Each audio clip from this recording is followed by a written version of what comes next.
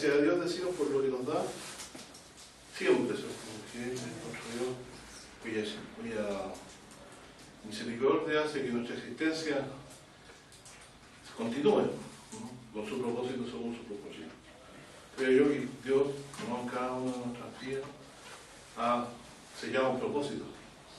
No hay nadie que tenga aquí una vida que esté al azar, que esté lejano de los propósitos de Dios, sino que por el contrario, cada día nuestro es un designio, un propósito.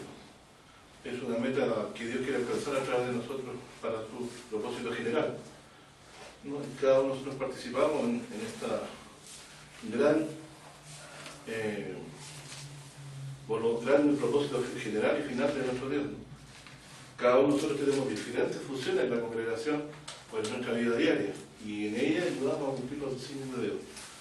Así que ninguno de nosotros se apresure o a partir o a tomar decisiones, sino que espere siempre, ¿no?, la voluntad de Dios, como decimos en la oración, que se haga su voluntad en la tierra así como se hace también en el cielo. Y en el día de hoy también, conforme a esto mismo, el aprendizaje que hemos tenido nosotros de la buena nueva ha sido también conforme a un designio de Dios. No ha sido por nuestro propio intento o búsqueda, sino que nos hemos hallado entendiendo esto porque Dios lo ha puesto delante de nuestros ojos, ¿cierto? Y lo ha dado fe para poder adelante. ¿De qué estamos hablando nosotros? Del Evangelio, de la buena nueva, la cual hemos recibido por medio de distintos medios que se propiciaron en nuestra vida para que llegáramos a la comprensión, ya sea de algunos de nuestros padres, de amigos, de conocidos, por medio de personas que estaban en la congregación. Pero sí podríamos decir que independientemente de esto, no era la voz oficial en la congregación que estábamos esta verdad. No estaba siendo enseñada por medio de la voz oficial, sino que por el contrario, fue como que escuchamos esto por un camino distinto al que se estaba planteando en esa oportunidad. Porque las congregaciones tienen todos tienen una búsqueda. Y Pablo lo dice, ¿no? Los judíos que buscaban en Corintios piden señales. Piden señales, ¿cierto? Y los gentiles sabiduría. Y claro, y los griegos sabiduría, ¿cierto? Los gentiles sabiduría. Más nosotros predicamos, dicen. Predicamos. Y a este crucificado. A Cristo y crucificado. Sabiduría de Dios. Claro, porque hay algunos dicen que lo querían padecer. Y a esto lo llamaban un escándalo, ¿cierto? Hoy Pablo usa una frase que se llama el escándalo de la cruz. ¿Por qué? Porque se creaba un conflicto. Cuando uno predicaba a Jesucristo se producía una división. Porque decir que la vida eterna es por la ley es distinto a decirle que es por la fe, ¿cierto? Y aquí se está poniendo la confianza. Pero los judíos para creer pedían señales, ¿cierto? Pedían señales y los judíos sabiduría. Entonces, pero nosotros predicamos, dice, a Cristo crucificado, que es Cristo, sabiduría de Dios, dice Pablo, ¿cierto? Y Cristo dice, poder de Dios. Ambas cosas son encontradas en Jesucristo. Y sabiduría, ¿por qué? Porque la sabiduría principal consiste en, según la Biblia, en el amor del Señor, ¿cierto? Pero si yo he recibido la predicación que dice arrepentidos, he tenido a Dios para creer a Jesucristo y recibir esta sabiduría de Dios. ¿Y en qué se nos constituye Jesucristo, sabiduría de Dios? ¿Por qué dice que Cristo ha sido hecho por nosotros sabiduría, justificación, salvación y redención? Porque sabiduría tiene que ver con hacer lo que es provechoso. Finalmente, digamos usted si es provechoso qué es lo que es provechoso, qué es lo que sabe hacer, ¿cierto? Porque finalmente la filosofía lo que busca es eso, la optimización en todo sentido de la vida y los recursos. Si yo optimizo mi vida y lo que obtengo es algo, en virtud de lo que obtengo, se ha de ver si fue la mejor decisión, lo más sabio que se hizo, ¿cierto?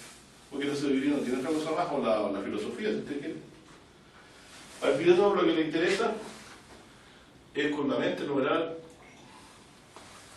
tomar las mejores decisiones a fin de que se pueda optimizar al máximo a un gobierno, a una empresa o su propia vida, ¿cierto? Por ejemplo, el filósofo bien acabado de no es superfluo, no es una persona que anda por la vida gastándose todo y viviendo de forma desordenada. Si crea su doctrina se ordena un poco, pero con el propósito de obtener cosas. Pero resumiendo un poco lo que quiero decir, la sabiduría que predicaban los griegos, que era la filosofía, ¿cierto? Filosofía, era para problemas de esta vida,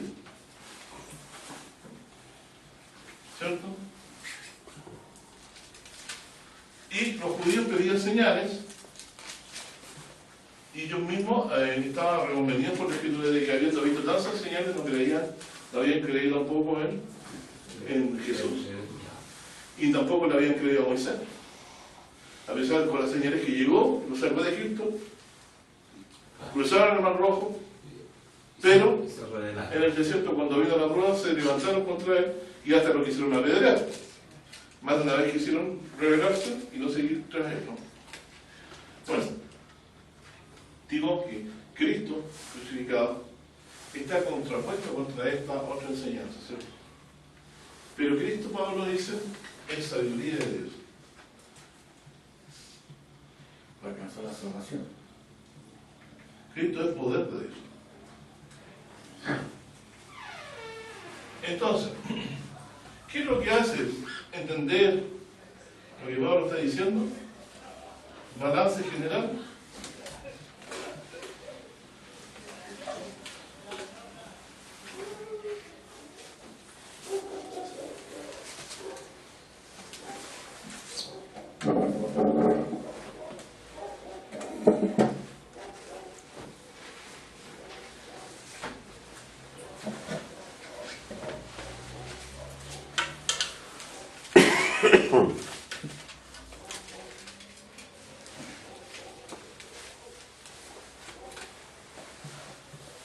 Yo podría resumir que la suma de estas dos cosas redundan en esto.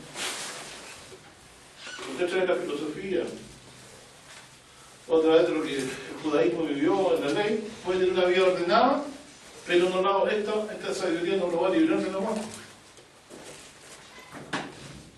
Ese es el resultado final. No le cala en el corazón ninguna esperanza más allá de la muerte, todo esto que está sigue aquí. Por eso que Salomón dijo en una oportunidad que en vano había trabajado por hacerse sabio. ¿Se recuerdan ustedes cuando dijo eso? ¿Lo leí en vano ese es el trabajo por hacerse sabio? Porque la sabiduría que nos libra de la muerte es insulsa, y sirve solamente para el último día de usted cómo hacer una buena factura, cómo tomar una buena decisión económica, a fin de que los recursos vayan aumentando, los costos vayan disminuyendo, el país prospere. Pero una vez que estamos sentados en el banco con el bolsillo lleno de plata, ¿qué hacemos? Queda el problema de la existencia. ¿Cierto? ¿Qué hago yo con mi existencia? ¿Para qué estoy aquí? ¿Cierto? ¿Cuál es el propósito de mi existencia? Y algunos se van tras eso, ¿no? Y algunos que llegan a despreciar su vida, ¿cierto? Que no le encuentran ningún sentido. Hay gente que ha hecho esto mismo, pero viven en realidad. Son muy inteligentes, personas de una coeficiente intelectual altísimo, pero en la misma sabiduría que tienen, no reciben nada más que cosas para esta vida. Sin embargo, predicar a Jesucristo es todo un problema, porque a Jesucristo se le desprecia, se le desecha, como leímos, hasta los edificadores más grandes lo desprecian, y hasta el día de hoy se le ve ser atractivo para desearlo, para anhelarlo. Pero Él, nuestro Señor Jesucristo, es sabiduría de Dios en que usted puede vivir con una vida llena de padecimientos por causa de Jesucristo. Por los enemigos del hombre, dice, serán los de su propia casa. ¿Se recuerdan que Jesús dijo eso? Sin embargo, se resumirá a la larga en que si usted continúa confiando en esta verdad, de que Él murió por sus pecados, la buena nueva, resucitó, al final va de todo esto, el producto va a ser vida eterna. Lo cual Él aseguró, porque Él mismo dijo que la voluntad del Padre no andaba dispersa. Dios no está disperso en lo que se propone con Jesucristo. Él le dio para darle vida eterna a los que creen en Él. Por eso San Juan 6 es como el resumen de la carrera de lo que sabemos. Esta es la voluntad del que me envió del Padre, que el que ve el Hijo y crea en Él tenga vida eterna. Y yo diga, pero ¿qué sabe con repetirlo tanto, pastor? Todos los domingos lo de lo mismo, y digamos, sí, yo no encuentro nada más interesante que hablar en la Escritura. Podríamos estar leyéndolo todo y hacer lectura anual, pero yo voy a ver a Jesucristo convergiendo detrás de todas las expectativas de la ley, detrás de todo lo que hablan los profetas. Todos me van a terminar hablando de Jesucristo y que mi confianza está puesta en Él. Por lo tanto, también me dice que sabiduría en este mundo. Yo no estoy en contra de aprender esta sabiduría, no sirve, ¿cierto? ¿Me sirve aprender sabiduría en la universidad? Sí, pero para esta vida no. Usted va a construir los mejores edificios, las mejores casas, pero no va a poder impedir que ninguno de los que viven en ella mueran. Usted se da cuenta de que pasado 40 años va a pasar 40 años, va a estar abuelo y va a decir, esta casa la construí yo, va a decir, medio curvadita ya. Y va a ver que está vacía, se fueron los dueños de la casa. Pero usted no se da cuenta que quizás que los tiempos están pasando y que usted también se está aproximando al momento de la decisión, a la brecha, que digo yo, ¿no? La brecha en la trinchera, donde los que mueran pasan de esta vida a la condición que hemos hablado y no han tomado la decisión correcta, ni han buscado la sabiduría que en realidad trae paz. Entonces, a mí se me presenta una pregunta en el alma, donde digo yo, ¿cómo a veces puede estar tan escondida la verdad del corazón? Entonces, ¿de qué debería estar preocupado yo en esta vida? Si esto no me reserva ninguna, otro beneficio más que un buen pasar, ¿qué es lo que me puede conducir a la vida y a la vida eterna?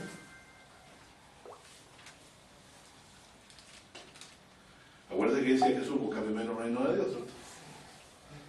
Nosotros hablamos del principio de la sabiduría del temor de Jehová. ¿Por qué sabiduría? Porque nos conduce hacia lo que realmente es trascendente. Por ejemplo, cuando Dios dice, ¿a quién oiré yo? A aquel que dice, cuando escucha mi palabra tiembla, dice, ¿cierto? Es decir, la recibe con interés. Y en eso fallamos todos los días nosotros. Dios quiere que hablemos de Jesucristo, pero nosotros lo vamos a atar, sí. ¿Cierto? Dios quiere que nosotros nos gocemos en el Señor siempre y nos gozamos nosotros de otra cosa. No construimos sobre lo que Dios quiere que construyamos. No, hacemos casas en la arena.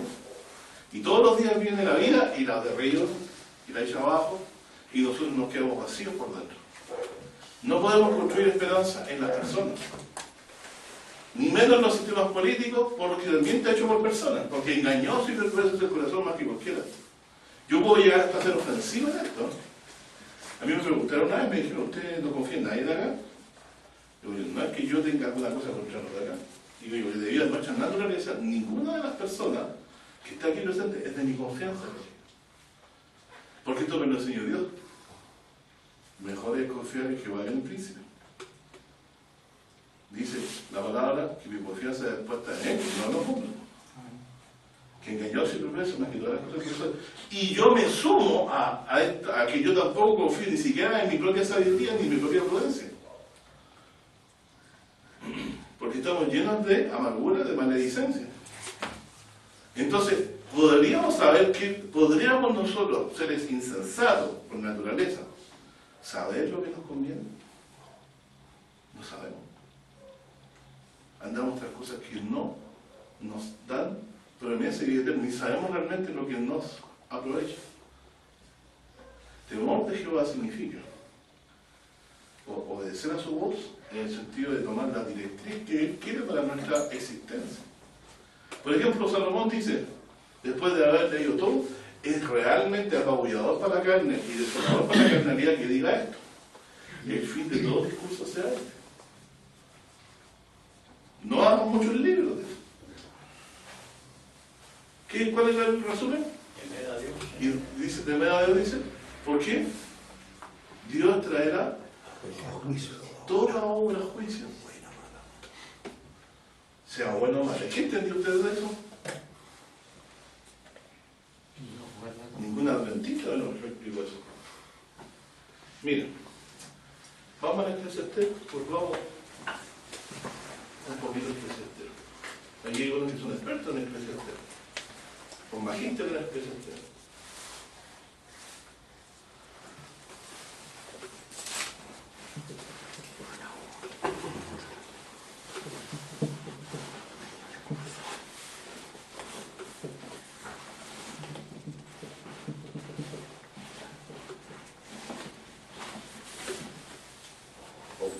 Voy a leer del 12 adelante. Ahora he comido, además de esto, sea avisado.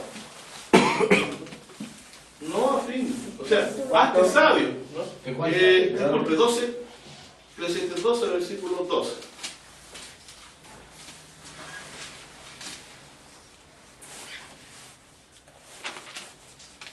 12, del 12 hasta el 14. Aquí hay una prueba para el incrédulo y para el que no ve más allá de sus narices, ¿cierto? Que no vive por fe. Porque yo vivía sin fe. Yo andaba por la ley. Cuando uno anda por la ley, esto no lo entiende. Y te lo voy a explicar. Miren. Dice, ahora he comido más de esto, se ha avisado. O sea, te advierto lo siguiente. Ponte atención. No a fin de hacer muchos libros. Y en muchos estudios es aflicción de la carne. Es decir, no te pongas a hacer un ratón de biblioteca. Por explicárselo en un sentido... O sea, el meollo de todo el asunto es este nomás. Este es el punto. Yo todo lo que hablé es para decirte esto. Un pendedor. El fin de todo discurso oído es este. Teme a Dios y guarda sus mandamientos, porque esto es el todo del hombre. O sea, ¿por qué es el todo del hombre? Aquí quiere decir que es mi todo, es lo que me corresponde a mí, es lo que Dios me ha pedido. Que guarda sus mandamientos. ¿Se acuerdan lo que dijo Jesús a Juan?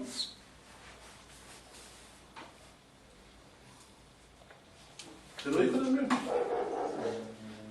Que guardemos sus mandamientos. Pero los mandamientos que Él nos mandó, sabemos cuáles son. Que nos amemos unos a otros. Dice como Él nos ha amado. Y aquí dice, y resumo, ¿por qué es el todo del hombre? ¿Por qué? Él lo sabe. ¿Por qué el todo? ¿Por qué es lo más importante? Porque es todavía eterno. De salvación. ¿Por qué es el todo del hombre? Se produce el corazón ahí. O sea, ¿yo debería estar leyendo aquí la Biblia para otra cosa? No. Porque miren lo que decía Salomón antes, dice, procuró el predicador hallar palabras agradables y escritura recta, palabras de verdad. O sea, lo que buscaba Salomón era eso, la verdad, a través de la doctrina. Y él dice, la verdad de esta cosa es esto. No hace muchos libros, sino guardar los mandamientos porque esto es todo del hombre. Entonces, viene un legalista y dice, no, yo tengo que guardar los mandamientos de Dios, entonces me tengo que dedicar a eso.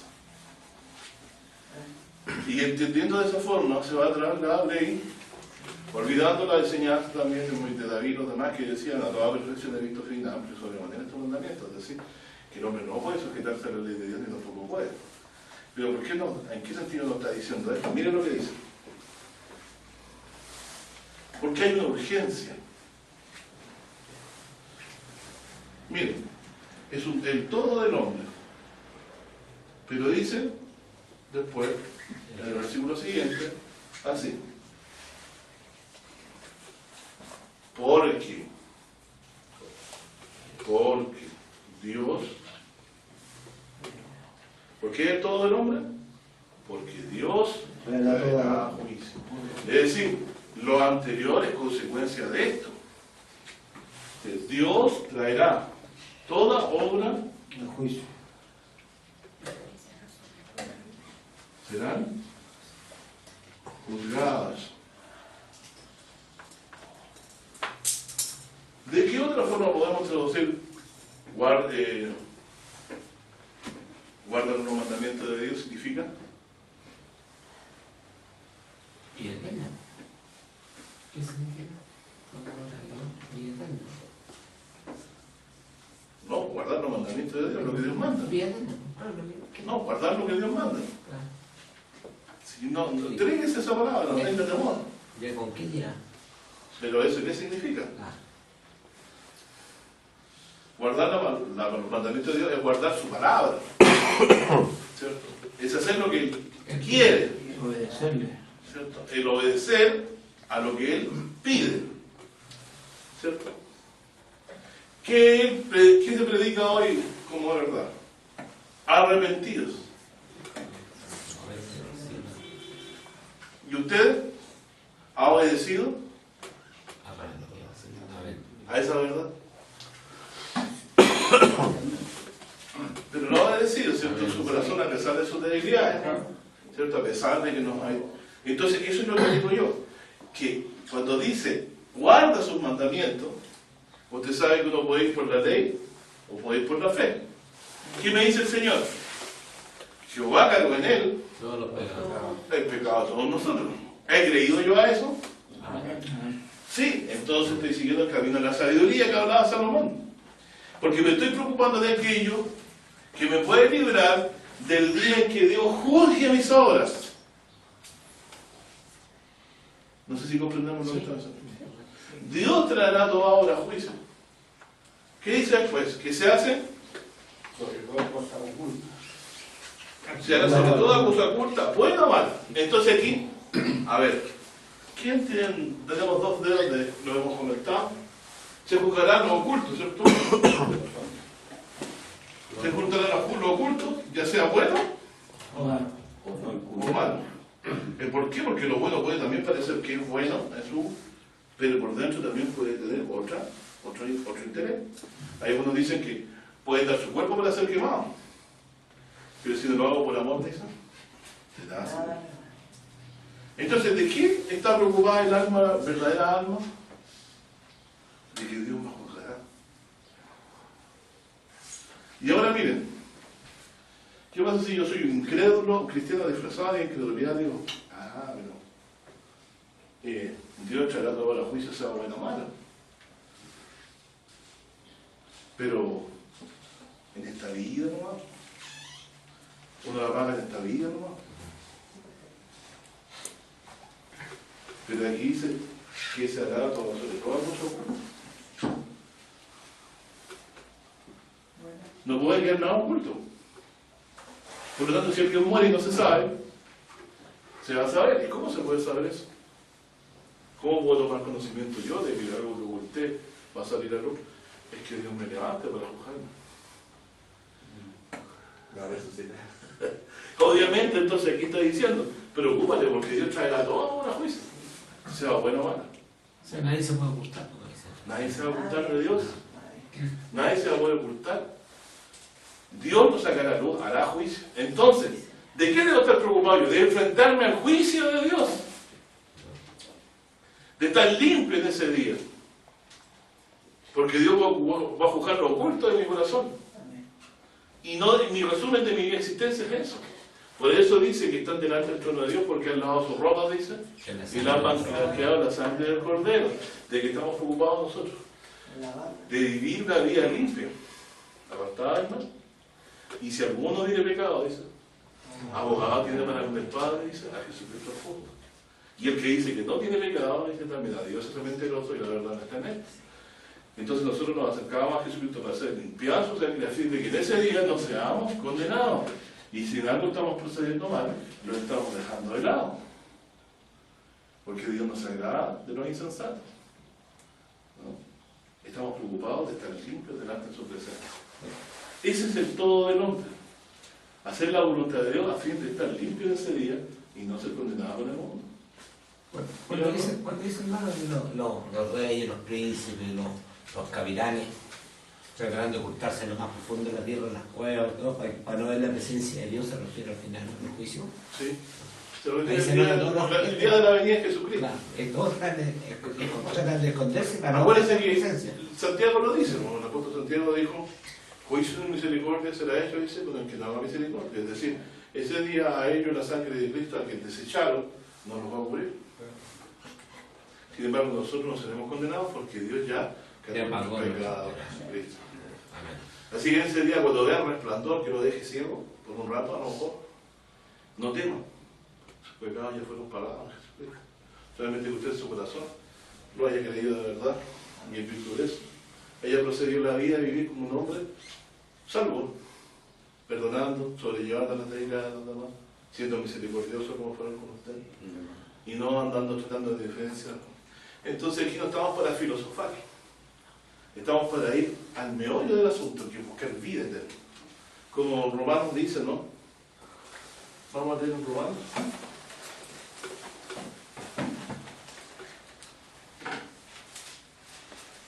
En Romanos, en el capítulo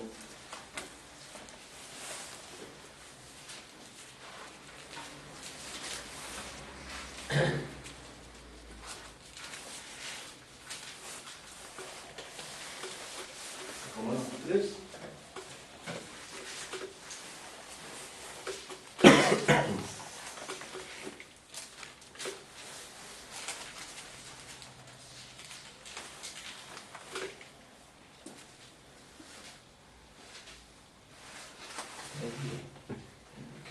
A usted le gusta leer el libro.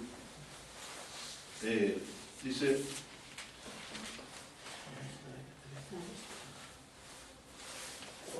verso 23, muy conocido, por cuanto todos pecaron y están destituidos de la gloria de Dios, siendo justificados gratuitamente, dice, por su gracia, por la redención, por el pago, ¿cierto?, que hizo el Señor Jesús, por su muerte, en Cristo Jesús, al cual Dios ha propuesto en propiciación, por la fe en su sangre, para la manifestación de su justicia, atento a haber pasado por alto, en su paciencia, los pecados pasados. Dice, con la mira de manifestar su justicia en este tiempo, para que Él sea el justo y el que justifica al que es de la fe de Jesús. Es decir, Dios le ha justificado, le ha perdonado los pecados. Por eso dice la Escritura eso, ¿cierto? ¿Dónde está? Dice, la jactancia es excluida por cuál ley, la de las obras, no más por la ley de la fe.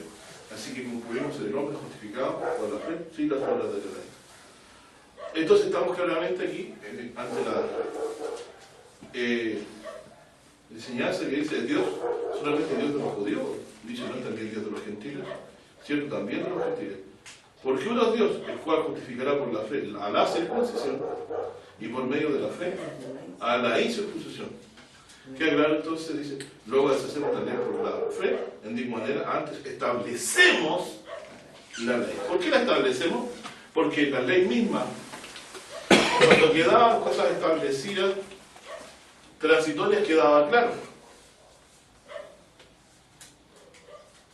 Cuando había un sacerdote que no podía continuar, se levantaba otro. Pero esto queda caduco cuando Dios levanta un sacerdote que ve resucitado y no muere más. Por lo tanto, Jesucristo queda un sacerdote eterno. La ley de Moisés, ¿cierto?, es buena y santa, pero no puede salvar porque el hombre es débil a causa del pecado que le habita. El hombre no se puede solicitar a la vida de Dios. Y tampoco puede. Por eso Dios, la redención y la donación de la salvación la hace por la fe. Entonces seguir a Dios por fe hoy, ¿cierto?, en Jesucristo, es hacer caso del mandato que dice, teme a Dios y guarda sus mandamientos, porque eso es el todo del hombre. Hay que parecerle que nos está instando a ir otra vez a orar para confiar de la sola ley. Por el contrario, nos está diciendo que nos preocupemos de la redención, de buscar la vida eterna, siguiendo la voluntad de Dios. ¿Hemos encontrado la salvación fuera de los mandamientos de Dios?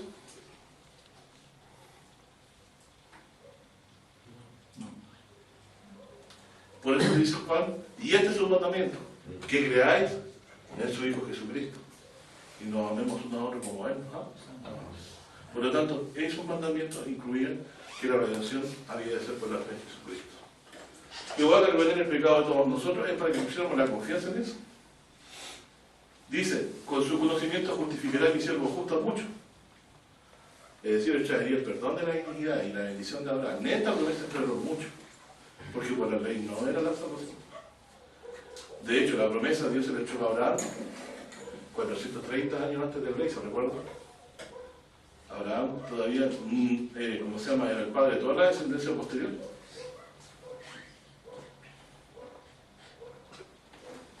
Abraham es antes que Moisés, ¿recuerdan? Que Dios le prometió bendecir a las naciones cuando todavía no existía la ley. Le dijo, tus simientes serían benditas todas las familias de la tierra. Pero como pasan todas las cosas, nosotros como somos seres insensatos, por naturaleza buscamos lo que es la muerte, buscamos lo que nos daña, nos gusta todo aquello que daña a los demás, nos daña a nosotros mismos, no vamos a este camino por naturaleza. El Espíritu de Dios nos guía a la verdad y nos hace buscar a Dios en esta sabiduría, que es la de seguir y de guardar sus mandamientos. Así que yo no puedo entender guardar los mandamientos ahí tras la ley, tengo que ir tras la fe, tras creer en Jesucristo. Ese es su mandamiento hoy. ¿Y usted obedeció a la fe o no? Miren, vamos a Santiago. Teme a Dios y guarda sus mandamientos, porque es todo del hombre. Miren cómo lo entendía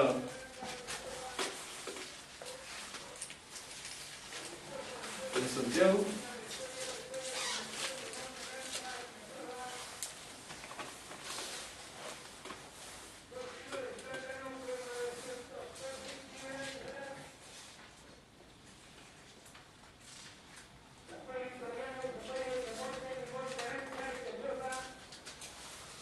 Santiago capítulo 1, versículo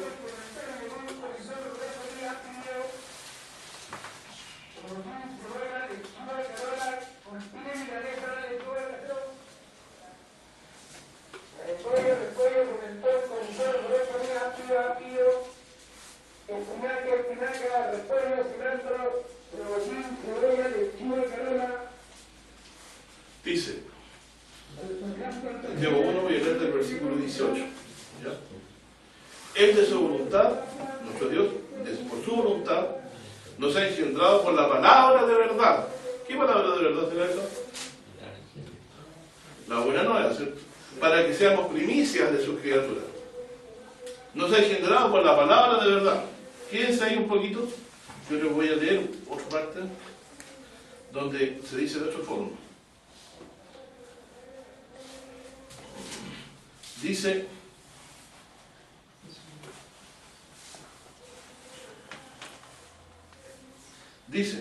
mas a todos los que le recibieron, dio la potestad de ser hechos hijos de Dios. Amén. A los que creen en su nombre, los cuales son engendrados de sangre ni de voluntad de carne, ni de voluntad de varón, más de Dios. Es decir, los que creen son engendrados hijos de Dios. Amén. Todo aquel que cree que Jesús es Cristo, dice San Juan, el epístola es nacido de Dios. Entonces Él nos ha engendrado por la palabra de verdad, para que seamos primicias de sus criaturas. Entonces, si usted ha sido engendrado hijo por la fe en Jesucristo, al perdonársele sus pecados, porque se arrepintió, al creer que Jesús murió por sus pecados, que resucitó, usted es considerado ya hijo de Dios porque está limpio y perdonado en la sangre de Jesucristo. Pero usted ha creído esta verdad, obedecido esta verdad. Miren lo que dice el texto. Por eso, mis amados hermanos, todo hombre sea pronto para oír, tardío para hablar, tardío para enojarse.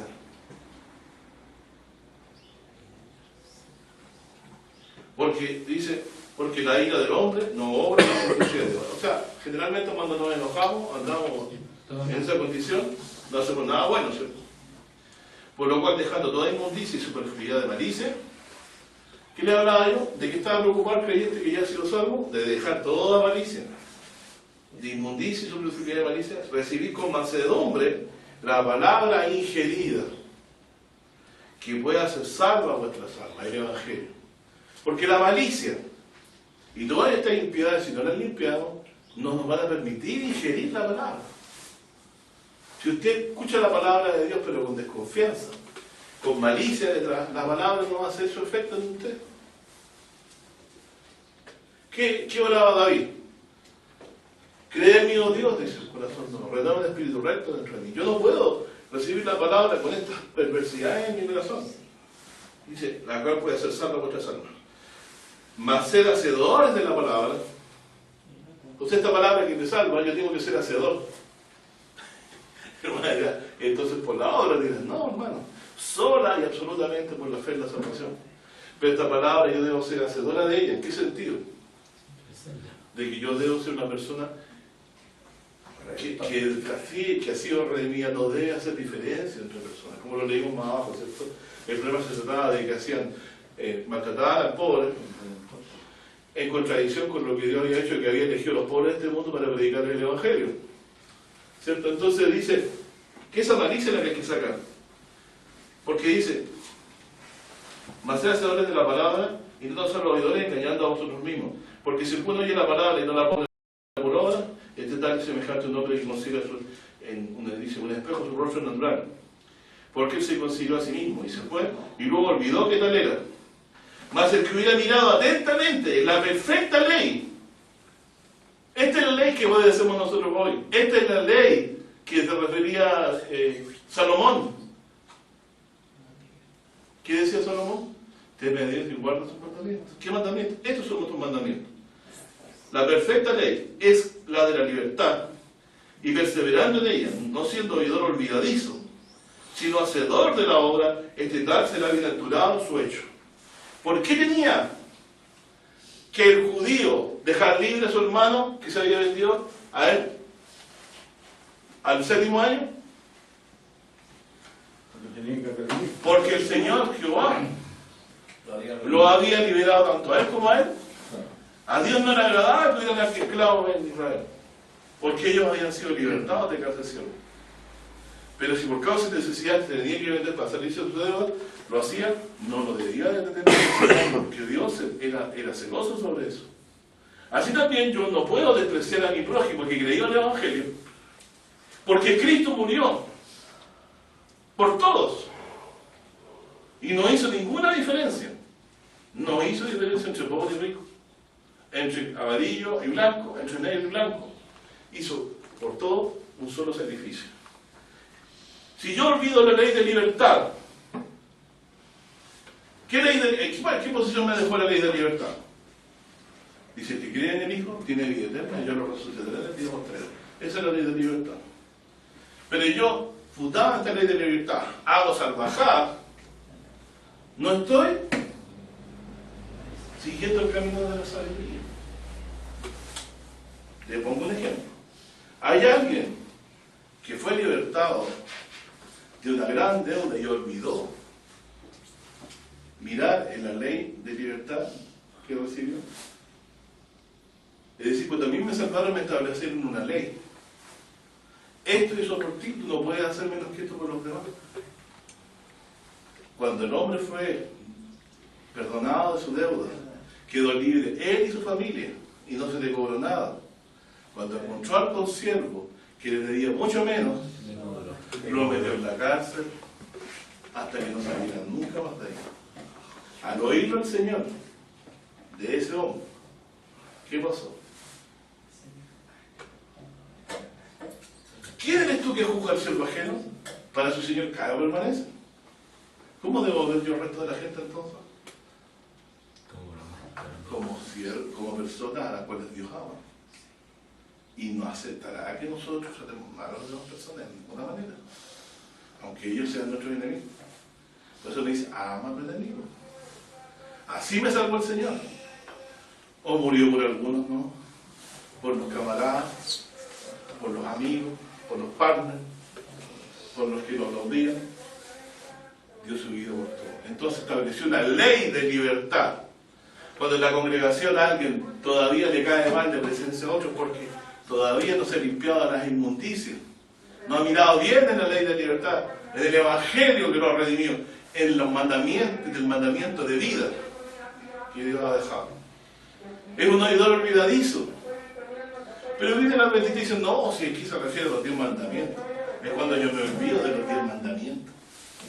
No, te voy a olvidar de los 10 mandamientos. Si desde chico cuando eres adventista te los dicen. Te lo sabe de memoria uno de que está en el adventismo. Eso es mentira. Ellos no entienden que se refiere a la redención que Dios ha hecho en Cristo Jesús por ellos. Esa es la ley de libertad. ¿No ve que la ley no puede salvar? Porque cualquiera que lo guarda todo y peca en uno es hecho culpado de todo, dice el texto. Pero la ley de libertad, ¿qué me dice? Si no perdonas al hombre su ofensa, tampoco te perdonará tu Padre Celestial. A ver, yo perdono a los demás para hacer, porque hay dudas sobre mi perdón o porque mi perdón ya es seguro. La deuda está, le dijo, mira, te pongo una condición, perdona a los demás y después te perdono yo, le dijo el Señor, le dijo eso. No tocó el tema de que él le debían menos. Dijo, te perdono. Pero corresponde a la conciencia cristiana no hacer lo mismo con los demás. Entonces, en eso está diciendo la Escritura aquí, que nosotros tenemos que ser sabios. Sabiduría significa entonces darse cuenta de aquello que es trascendente, que me puede impedir entrar en el reino de Dios. ¿Hemos creído la buena nueva? Hemos creído la buena nueva. Está claro que Cristo murió nuestros pecados, ¿es eso solamente la verdad? Eso lo es. Pero Dios quiere decirme simplemente es que cada cierto tiempo me preocupe de no estar llenándome de malicia en mi corazón y recibir la palabra que pueda hacer salvo a mi alma. Es decir, que este evangelio siga siendo en mi corazón la labor por la cual Dios lo dejó. ¿Qué me puede a mí convencer que puedo amar a mi enemigo? Salgo perdiendo, este se va a aprovechar. Cada vez que yo hago bueno me va a joder otra vez. Cada vez que yo me venga con un golpe, yo le voy a dar agua. ¿No me dice la Escritura? No, voy a ponerle otra mejilla, no. Manso pero no menso, dicen algunos poderes. Esa la frase la acuñan los mismos cristianos, porque no entienden la enseñanza de Jesucristo. Aquí simplemente puedo decir que por lo que está diciendo esta Escritura se refiere al Evangelio, esta ley de libertad del Evangelio. Y dice después, ¿puedo repasar? Verso 22. 23. Porque si alguno oye la palabra y no la pone por obra, este tal es semejante al hombre que considera en un espejo su rostro natural, porque él se consideró a sí mismo y se fue, y luego se olvidó que tal era. Mas el que hubiera mirado atentamente la perfecta ley, que es la de la libertad, y perseverando en ella, no siendo oidor olvidadizo, sino hacedor de la obra, este tal será bienaventurado en su hecho. Dice, si alguno piensa ser religioso entre vosotros y no refrena su lengua, sino engañando a su corazón, la religión de tal es vana. La religión pura y sin mácula delante de Dios y paga es esta, y visitar a los huérfanos y a las viudas en sus tribulaciones y guardarse sin manchas de este mundo. Lo que dice prácticamente, dice, teme a Dios y guarda sus mandamientos porque es todo el hombre. O sea, en el fondo, apartarnos de todo lo que sea injusticia. Porque el reino de Dios consiste en justicia, en verdad, en fe, justicia y en caridad, como dijo el Señor Jesucristo. Bueno, quiero reiterar decir que muchos van a oír esta palabra, pero van a olvidar mirar su espejo, mirar mucho natural. Van a olvidar mirar su espejo. Por eso es importante andar por fe, no por vista. Seguir creyendo en el Señor Jesús como nuestro Redentor, ver que nos ha salvado, ver la magnitud de su redención. ¿Y por qué dice nos olvida su rostro natural? Porque miren,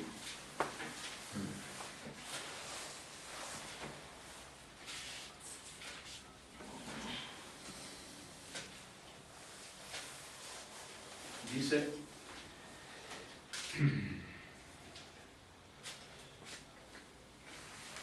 Santiago 2, verso 3.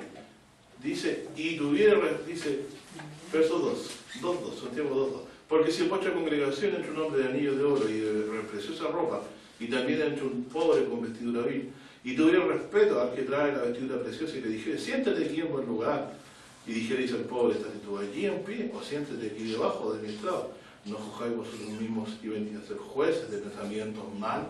Pensamientos malos. ¿Y qué había dicho?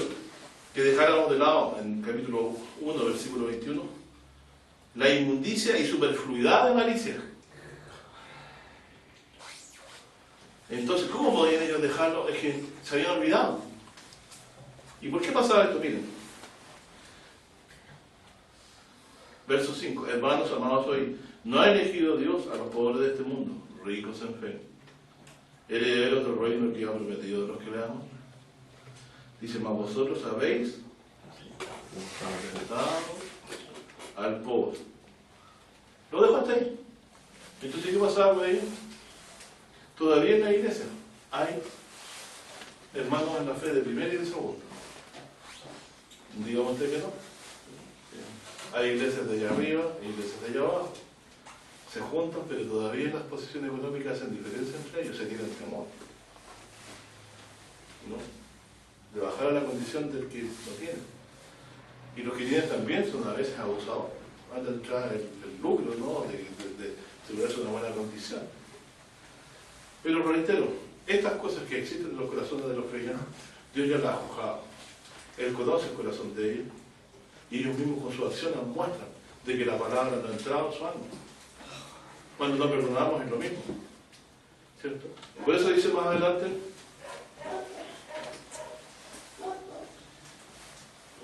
verso 12, así hablad y así obrad, como lo que habéis de ser juzgados por la ley de la libertad.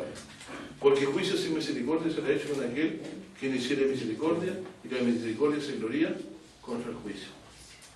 Es decir, tal como hizo la parte de Jesucristo cuando perdonó a la mujer adúltera,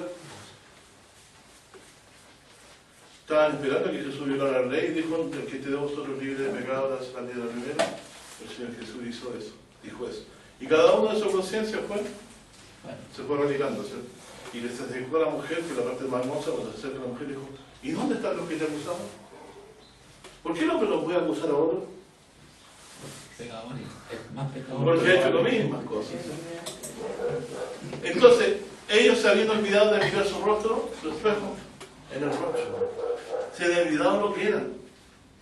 Hay una película de un tipo que se llama El Estrangulador de Boston, me parece, un estrangulador, un hombre que cometió 1.200 de asesinatos. Y nunca sabían quién era.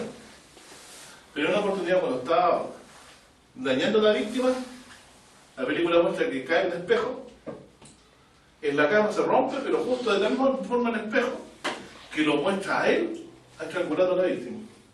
Y el tipo se miró y se dio cuenta que era él.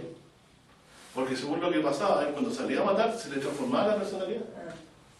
Pero ahí él vio que era él, el que estaba haciendo él. Él cuando mataba a la víctima, después limpiaba, sacaba el cadáver y después se olvidaba como que no había pasado ninguna cosa.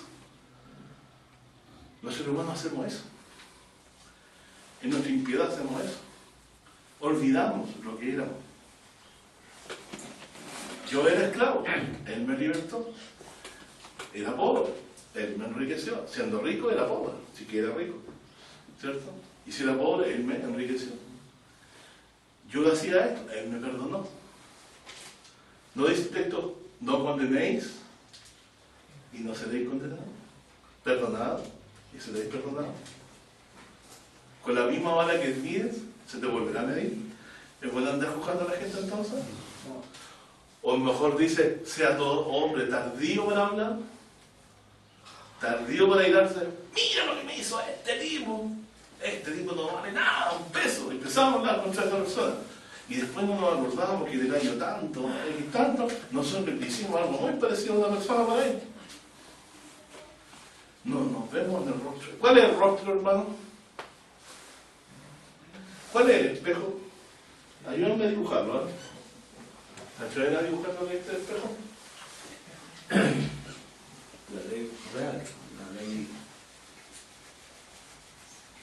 ¿Qué dice? A ver. Bueno, estoy más social, pero ¿qué pasa ahí? Yo quiero que ustedes participen ahí, me ayuden a ver, a decir, ¿cuál es ese famoso espejo, cierto? El Evangelio. El Evangelio. Tan fácil Digamos, siempre lo mismo. Siempre es lo mismo. Entonces le llaman ley de libertad.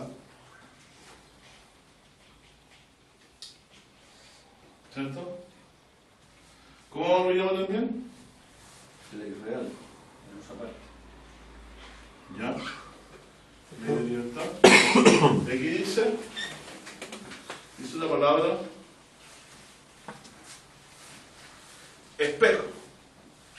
¿Cierto?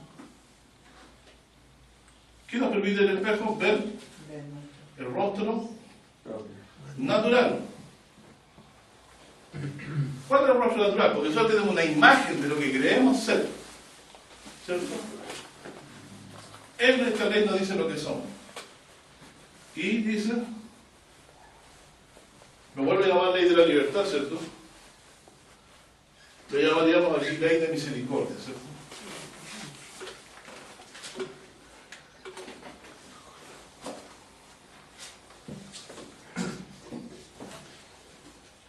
Entonces esto lo contrastamos con lo que dijo Salomón: guarda sus mandamientos,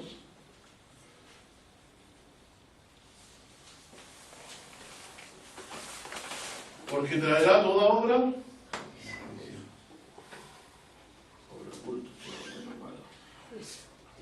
Entonces, si yo voy tras la ley pensando que mis actos son los que me salvan, no estoy entendiendo, porque Santiago entendía que era una ley de libertad, que era una ley que salvaba el alma, que me mostraba mi rostro natural. ¿No? Esta ley de libertad, ¿cierto?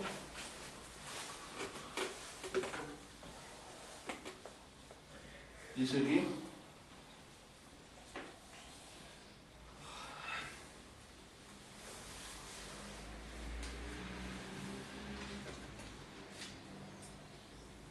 dice,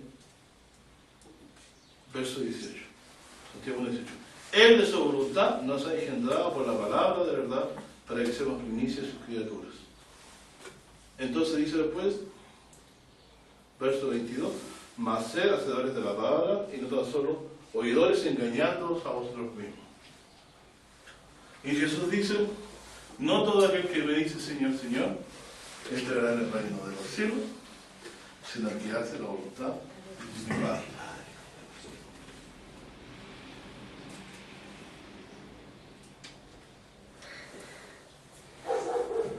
Entonces aquí dicen, es por obra, se trata de hacer por obra. No, mi hermano, el hombre estaba perdonado. O si perdonaban, iban a perdonar. Estaba perdonado. Su deuda pagada. Se lo decían ahí en la cuenta de crédito. Y lo más maravilloso es que cero dice, no hay más deuda. Terminamos entonces con todo lo que estábamos entendiendo, de que la buena nueva nos enseña que nosotros no podíamos salvarnos por las obras porque somos pecadores. Y siendo pecadores, Cristo murió por nosotros. Sobre la perspectiva de pecadores perdonados, no podemos condenar a nadie, porque estábamos condenados y Cristo nos salvó. Estábamos destinados a la muerte y el Señor nos salvó. Por lo tanto, no es conforme a la voluntad de Dios que bajo este nuevo mandamiento, que es el de la fe, porque Dios manda en la Escritura: todo aquel que confesare que Jesús es el Señor y creyere en su corazón que Dios levantó de los muertos, nos manda a creer en el nombre de Dios. Todos los que vivimos bajo este mandato de fe y hemos creído, no podemos entender que sea voluntad de Dios vivir en la superfluidad de la avaricia todavía en nuestros corazones, permitiéndonos el trato discriminatorio con el prójimo, con los demás, ¿cierto? Y pensando, ¿no?, que nosotros somos mejores que otros, haciendo diferencias, cuando el Señor a todos nos igualó. Yo vine a salvar lo que se había perdido. Y usted era de aquello que se había perdido. Entonces, si usted está persuadido de eso, no ha olvidado su rostro natural. Porque algunos dicen, el Evangelio es que Cristo murió por mis pecados, sí lo sé, y que resucitó y todo lo otro no sé. Pero viene otro y le dices, que perdóname, no te quise decir esto. Y uno le da, le dice, bueno, espérate unos días más, ¿qué me pasa? ¿No ha pasado eso? Y rencores por dentro todavía, como familia, amigo. Cuando mi esposa sea mejor conmigo, la voy a querer. Cuando se cambie, yo la voy a querer. Y el Señor nos amó cuando éramos unos zorrillos. Malvado. El mejor de todo era como un espino. El mejor era como un zarzal, dice el profeta. Entonces, ¿olvidó usted su rostro natural con frecuencia de que el Señor lo salvó? ¿A quién le pasa esta? A mí me pasa. Por eso yo tengo que acordarme el Evangelio permanentemente. Cuando olvido cuando empiezo a pensar que soy un pobre y desdichado, y que no tengo ningún destino en esta vida, viene el Evangelio y me respeta y me dice, mira, tú eres heredero del reino de Dios, vas a estar junto a él, vas a ver su rostro. Y estas miserias que tienen aquí en la esquina son trascendentes. Mira, ya que di 48, te queda poco para dormir en el Señor. Me consuela la verdad del Señor y me trae, renueva mi alma.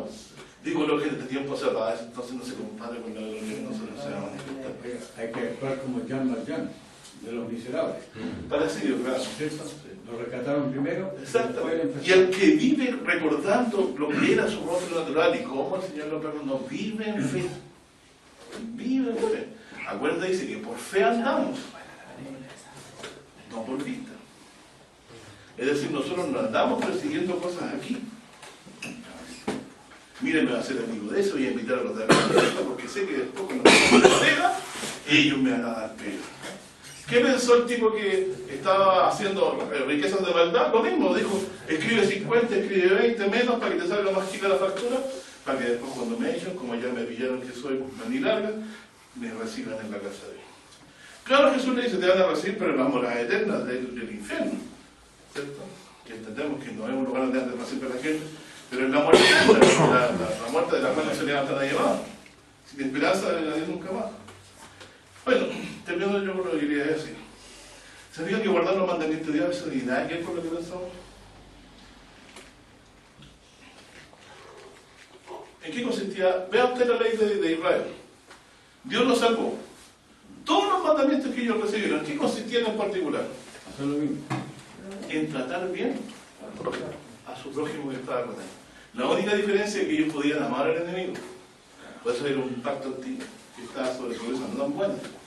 Pero Dios habló de cosas buenas. Entonces, fíjense entonces, es bueno olvidar lo que Dios ha hecho por nosotros. ¿Qué hizo mientras fue la ley? Tratar de recordar lo que Dios había hecho por ellos. ¿Sí o no? ¿Qué hace de la salvación? Mira. Y habían fiestas que los ayudaban a recordarse. La de las cabañas, ¿cierto? La fiesta de la Pascua, ¿cierto? El Yom Kippur, el perdón, ¿cierto? Que los ayudaba a ver que Dios había sido perdonador y misericordioso con ellos. Cuando tú vayas por tu campo, no desvíes hasta el rincón más, deja eso para los pobres, dice, porque Dios ha sido contigo, misericordioso. Entonces, cuando uno se acuerda, ¿qué hizo las personas? Es así porque se olvidó que el amor era antes, después de un piojo resucitado. ¿Quién tiene aquí la mente del piojo resucitado? Que se olvidó que antes era pobre y después tiene y trata mal a los que están con él. ¿Cierto? Hay mucha gente así, ¿cierto? Esos son ejemplos clásicos de los cristianos, que no se han convertido de corazón a la buena nueva. La han recibido, pero la tienen y no les ha bajado. Mire que si baja para acá, les amarga el alma. Y la gente se autoengaña para no sentir el dolor por su pecado. ¿No le ha pasado a usted que de repente, cuando usted quiere evitar un dolor, usted cambia de tema? Pero no hablemos de eso, hablemos de otras cosas más alegres. Y vinieron los profetas y le decían, esto es lo que tenés que dejar. Deja de hacerlo mal, arrepiente. Entonces, ¿qué es lo que me llama? Si aquí al final el único daño que podemos hacer es a nosotros mismos y a los demás. Y Dios vive recordándonos la buena nueva como nos salvó para que nosotros no hagamos más daño. Entonces el espejo anda delante nuestro, andamos por fe.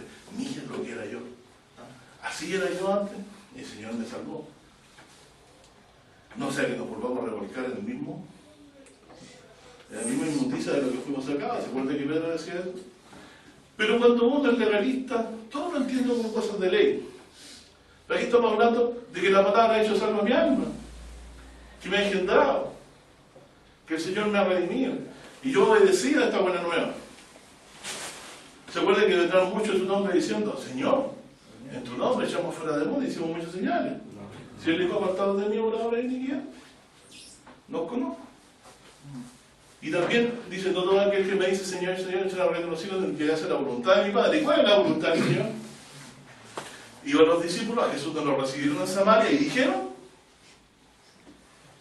Señor, ¿quiere que hagamos descender fuego sobre Samaria como lo hizo aquí? Ellos tenían el poder de Dios para haber quemado a Samaria entera, por no haber recibido a Jesús. Y Jesús le dijo, ustedes no saben de qué espíritu son, porque el Hijo del Hombre no ha venido a condenar las almas de los hombres, sino a salvarlas. ¿Somos de ese espíritu nosotros? De que procuramos con paciencia soportar a los demás con tal de poder encaminarlos a la salvación, de hablarles de la buena noticia. Sino que no operamos al tiro fácil de la gente. Este me cayó mal. No le hago broma, se rió de mí la otra vez, se rió, le estaba hablando de Cristo y se rió de mí. No le hablo más. Yo que soy una persona que creer en Cristo significa, es como, ¿se imaginan un payaso que no le gusta que le eche un broma? No sirve como payaso. ¿Cierto? Así también, si un se ve de cristiano y no le gusta que lo vituperen, no soporta eso, no sirve para cristiano. Porque en esencia, acuérdense lo que hicimos la otra vez en Balance, dedicar a Cristo, muy seguidamente trae el vituperio de los demás. Pero sembramos para la vida eterna. Bueno, que Dios les bendiga, mis hermanos. El rostro natural es nuestra condición de pecadores, ¿no? Antes de creer en Jesucristo. El espejo es la buena noticia, que nos dice que Cristo murió por nosotros. Y es de libertad, porque nos ha libertado del pecado y de la muerte. Esta ley de libertad nos dice que no podemos hacer trato diferente por los demás. Y ninguna diferencia hizo, dice. Purificando por la fe sus corazones. Por lo tanto es que nosotros, aquí usted dirá, el pastor no vale más que nadie aquí. Somos todos, ante los ojos de Dios, iguales. Nos ha limpiado por la sangre de Jesucristo. En virtud del don que él repartió, se usa. Pero aquí nadie es dueño de nadie ni señor de nadie. Uno es el Señor Jesucristo. Uno es el Maestro, el Señor Jesucristo. Y todos nosotros siervos de Jesucristo. Dios te bendiga a todos.